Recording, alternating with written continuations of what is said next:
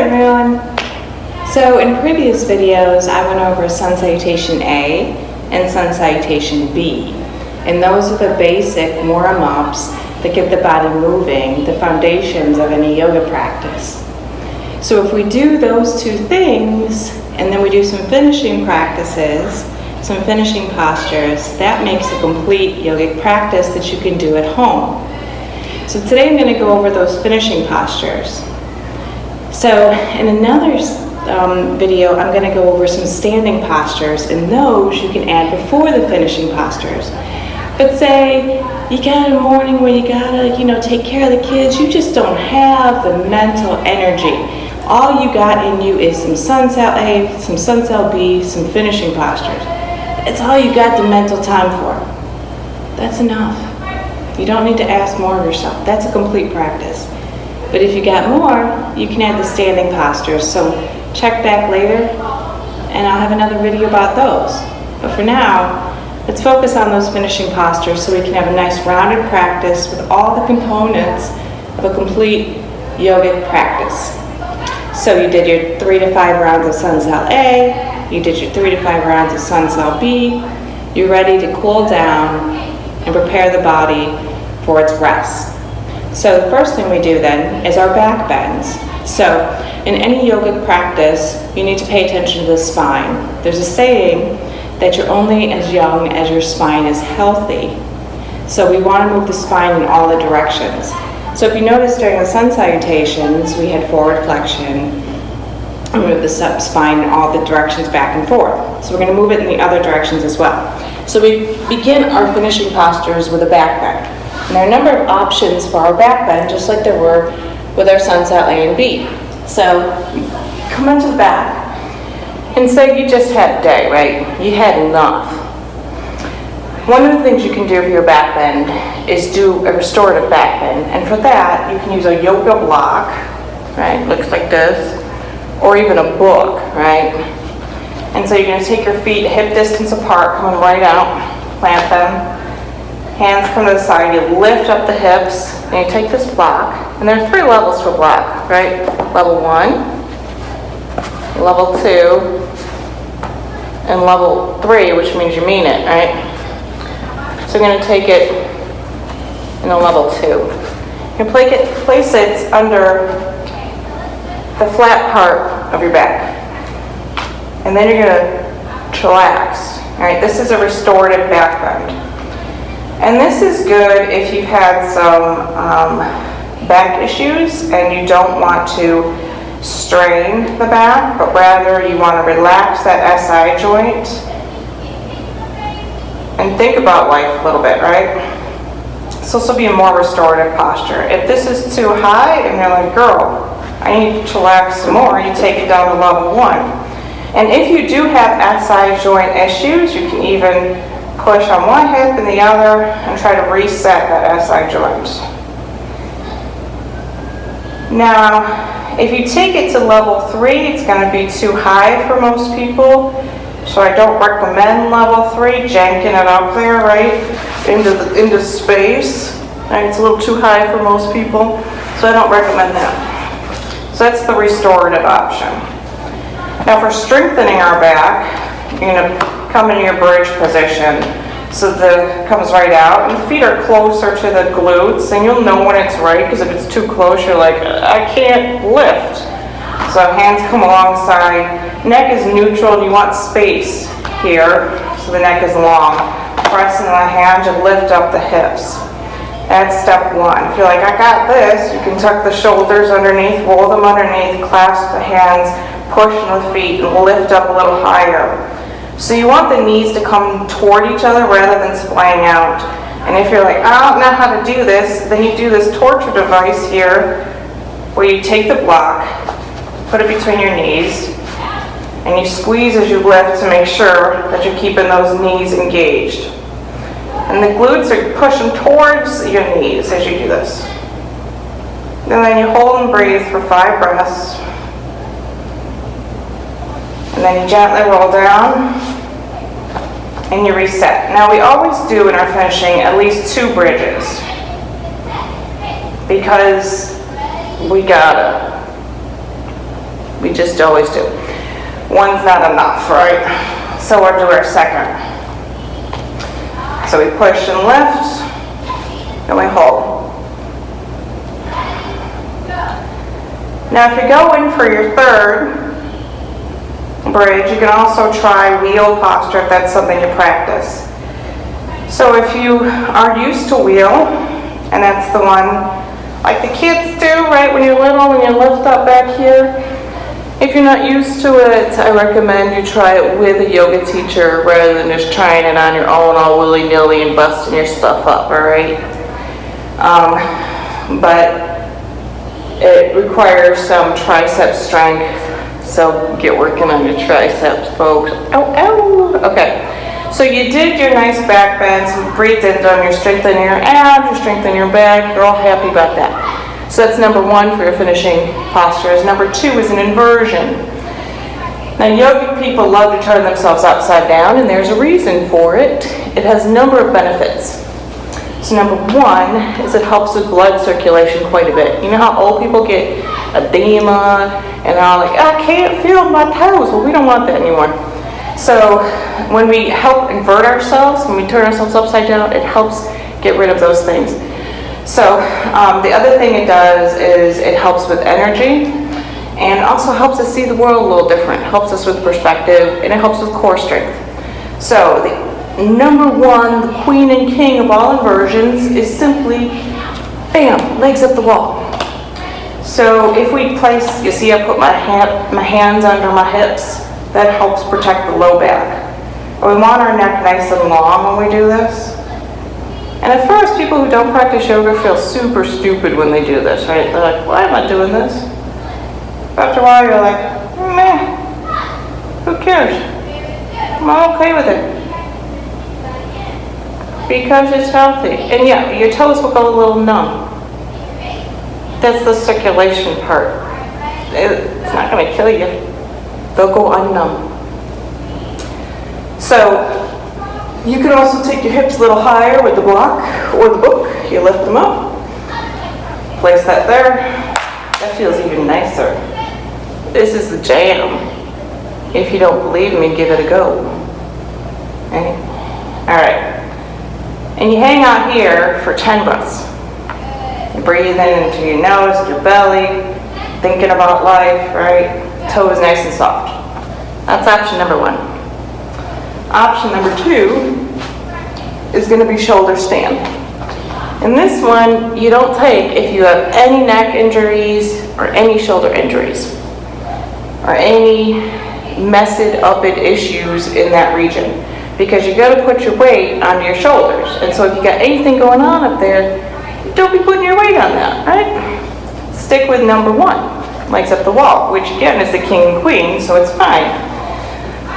So to start with your shoulder stand, number one is you want that neck nice and long and neutral. And once you go up, you don't look left and right because you can jank your stuff up. So you're going to press, see where my hands are, right underneath my booty. I'm going to lift up my hips, going to keep lifting them, and then I'm going to put my hands on my low back. Lift all the way up, hands go to that low back, and then I'm going to point my toes up. I'll keep my neck nice and long and neutral. And then I'm going to try to straighten out. And I know I'm straight when it becomes more difficult to do. I'm going to breathe here for about 10 breaths. Hanging out. Feeling kind of cool. Feeling what it's like to see my feet on the ceiling. And then I'm going to come into plow. So I'm going to take one foot and the other over my head. Right, and I'm pushing the floor. Now if your feet don't actually meet the floor, don't worry about it. It doesn't matter. A lot of people's hamstrings are not long enough to make that happen. For most of you, you're going to keep your hands on your back. If you're used to practicing this, you can clasp your hands, stretch them out longer, keep that spine engaged and pushing up. Another 10 breaths here. So And you look at history, this pose and the one following it are very good for the thyroid and for digestion. Probably because you're upside down. So in the next pose, we're going to move into what's called dead man's pose. So that means you drop your knees by your ear back, and you're like a pretzel person, all twisted up. And it's one of the most yogic postures because you look like a yogi doing it. And 10 breaths here.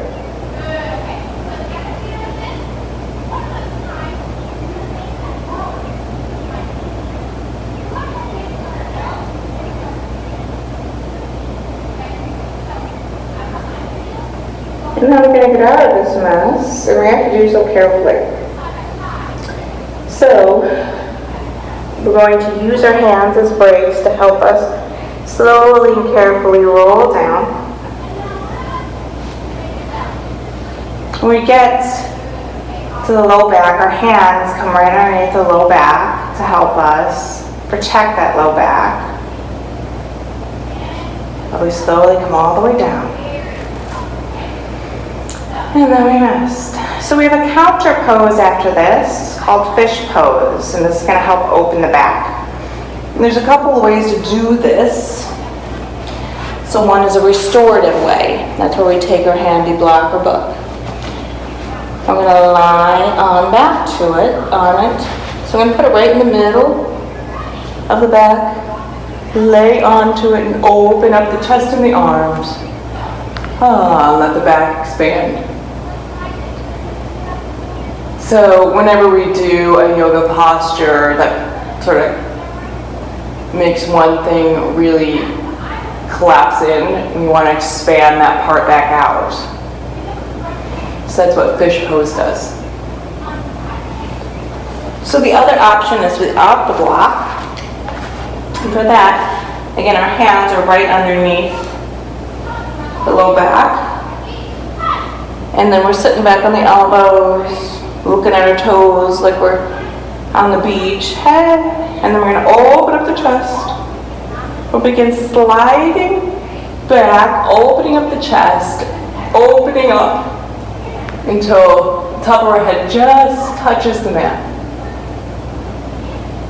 Just a big chest opener, heart opener. We breathe here about 5 breaths.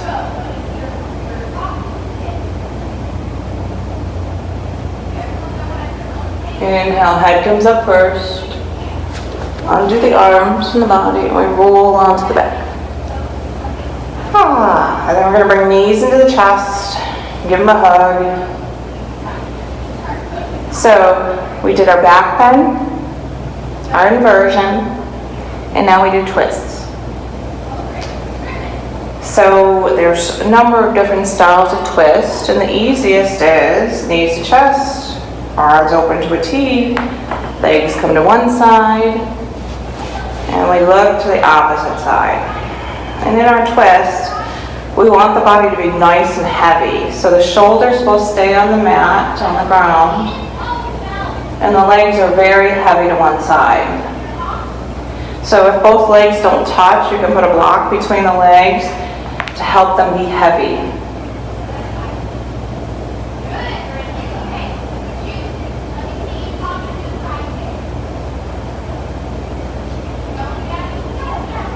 And then we inhale back to center. And then we exhale to the opposite side. And again, moving the block if you need it. So after the sun salutations, the body's really warm then because we're moving a lot. And so the heart rate increases during those movements. So during the finishing postures, we're slowing. So in the sun salutations, it's one breath, one movement, except for the down dogs. And in the finishing postures, you notice we hold the postures a lot longer, so we can slow the heart rate, slow the breathing. And that way we get the relaxation aspect of yoga. So we get the moving meditation part during the sun salutations. We get the relaxation and stress reduction during the finishing postures. And now back to center.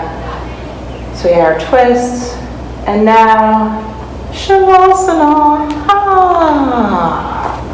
So Shavasana should never be skipped. It's the most important posture of any yoga practice. And in the United States, we always feel like, no, I don't have time for that. I don't have time for Shavasana. I'm too busy.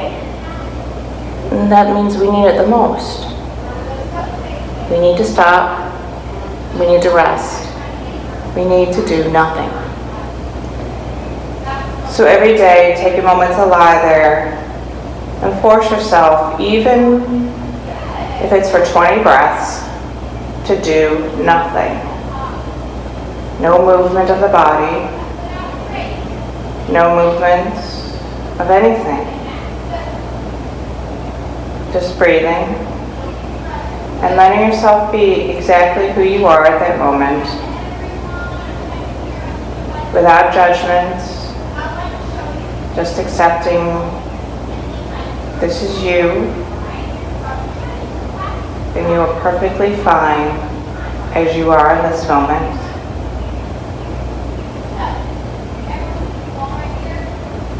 You're perfectly fine.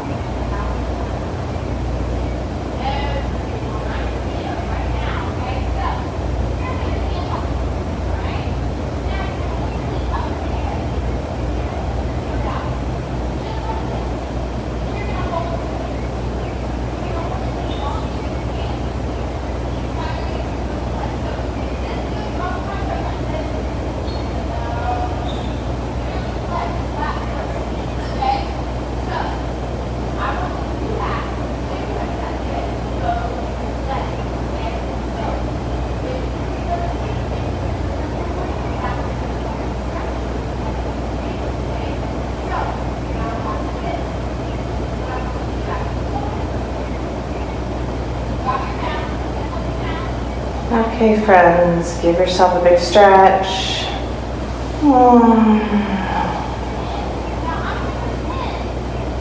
And then we roll over onto the right side when we come out of Shavasana, because that's the side of rebirth, traditionally. And this is called seed pose. So it's like you're being reborn. And then we push ourselves up. Always have the head be the last thing to come up. And then we have our bit of meditation after our practice. So that can simply be breathing. Meditation doesn't have to be anything more than that. It can simply be a moment of a few breaths where you're consciously breathing in and breathing out. Consciously breathing in through the nose and then letting it go.